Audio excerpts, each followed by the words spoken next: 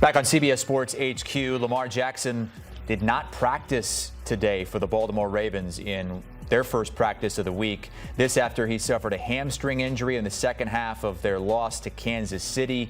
He did not return to the game.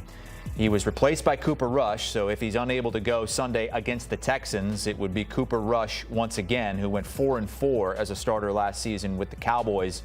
Since becoming the starter back in 2019, the Ravens are just 4-9 without Lamar. Their points per game falls off a cliff from 29 points per game with Lamar Jackson to fewer than 17 points per game when he does not play. Let's bring in Evan Washburn, who is going to be on the sideline for this one. Ravens-Texans on CBS, just like we thought, both teams 1-3, right? I bet you didn't think that going into the season. Evan, I know you've been covering the Ravens for a long time, and they've been good for a long time. Have they ever been in a worse spot than they are right now in your time covering this team? Well, Chris, they've been through a lot. Let's call it the John Harbaugh era. And this kind of reminds me of 2021, where over the course of 12 days, they lost their entire backfield, starting with J.K. Dobbins in a preseason game. They had a practice where Gus Edwards and Marcus Peters both tore their ACL in almost back-to-back plays in practice. They finished that season 8-9. John Harbaugh has been through a lot of ups and downs in terms of health across his roster, but this is as challenging a start for what I would say is as talented a roster to start the season as he's had in 18 years. So that's where he has to, and the staff have to find a way to at least kind of stop the bleeding from a performance standpoint, but also come up with a game plan that has enough contingencies on both sides of the ball for all the guys that are missing. And as much as Lamar Jackson is the headline, and make no mistake, that is the biggest issue going into this game, his availability. The defensive side of the ball being down as many as 7 starters right now, that's really concerning, even as they go up against the Texans offense that has had a slow start to the season.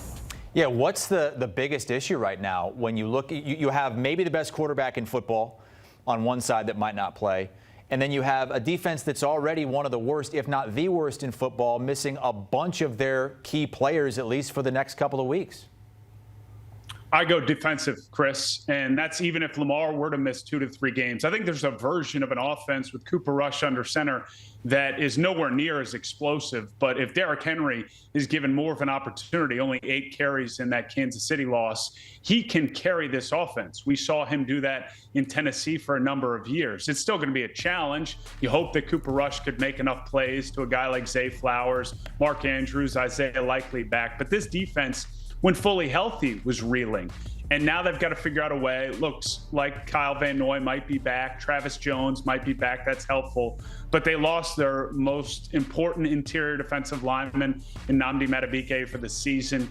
Their back end is beat up, and that's challenging when you're going up against a guy like Nico Collins. Next week, it's Puka Nacua in that Rams offense. So, again, I just focus on this defense. They have to come together with whoever's available, with Zach Orr, with that staff, and find a way to just come up with a plan that they feel confident in, that they can play fast and try to be effective, because that's something that's really stood in the way for this team through the first 4 games of the season, as much as injuries have been a storyline. Look, Cooper Rush has done this before. He started 8 games for the Cowboys last season, but a completely different quarterback than Lamar Jackson. I mean, nobody's Lamar, but it's not like he's going to be out there using his legs like Lamar can when he's healthy. How much different do you expect the offense to look if Cooper Rush has to take this thing over? Well, Chris, this is something that we discussed when we were doing preseason games, and they made the decision to sign Cooper Rush in the offseason. And it was a head scratcher for some. Now, Tyler Huntley is on the practice squad, so he's part of this conversation as well. But I do think it's important to talk about what Lamar Jackson is as a quarterback right now. He's kind of one of one. Maybe Josh Allen can do some of the similar things in terms of ability to make plays as a passer, but also with his legs. And the way it was described to us is Lamar can run any offense, and they basically run any offense they want. So there's like sections, really, if you think about it this way, of a playbook. And This really points to if Lamar is able to play with a hamstring injury. He is an elite pocket passer that happens to be able to run when needed. But this isn't the zone read style that you see in Washington with Jaden Daniels and Marcus Mariota. I mean, they are a passing offense with Lamar at the helm. Now, Cooper Rush, if he's to step in, you basically just eliminate some of the scramble opportunities and a few quarterback runs. But Lamar hasn't really been running the ball this season as much as he has in years past. That's out of necessity, really, if you think about what Lamar's been the last couple seasons as an MVP caliber quarterback. He is a passer, and Cooper Rush can be an effective passer. You really, more than the legs, in my opinion, you lose the downfield threat that Lamar is as a passer. I mean, he's able to make plays when you look at yards per attempt this season that he hasn't in years past as much, and Cooper really hasn't at all when he stepped in for guys like Dak Prescott. So I think you have to think about it like that way.